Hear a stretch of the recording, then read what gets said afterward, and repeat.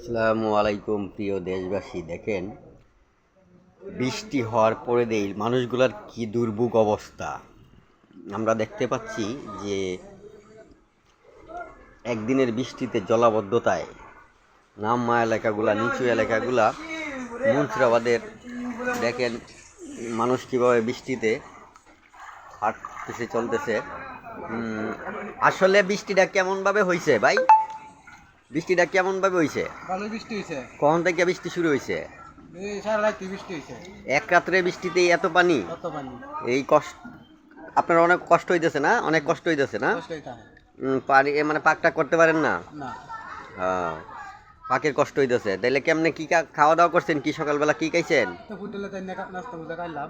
Hotel থেকে নাস্তা মাস্তা খাইছেন? আচ্ছা, আপনাদেরকে হেফাজত করুক, আল্লাহ হেফাজত করুক। দেখেন দেখেন বৃষ্টিতে বাড়িঘর কিভাবে তলিয়ে গেছে, আর মানুষ চলার অনুপযোগী হয়ে উঠছে। এখন এই যে দেখেন, এইদিকে দেখেন আপনি, যে পাকঘর, তাদের যে পাকঘর রয়েছে, সেই পাকঘর চুলাটা পর্যন্ত ডুবে গিয়েছে। তারা পাকের ব্যবস্থা করতে পারতেছে না। এই দেখেন যে তাদের অবস্থা খুব করুণ। বাগান টাগান সব তলিয়ে গেছে। হ্যাঁ, বাগান টাগান সব তলিয়ে গেছে। মানুষের কষ্ট একেবারে। এটা হচ্ছে মোহাম্মদপুরের একটা অঞ্চল, প্রায় বৃষ্টিতে ভরে গেছে। মোহাম্মদপুরের একটা অঞ্চল যে পানির তলে তলিয়ে গেছে। দেখেন, আপনারা অন্যদেরকে সুযোগ করে দেবেন দেখার জন্য। এদের জন্য যদি কোনো সহযোগিতা পায় তাহলে হয়তো ভালো হবে।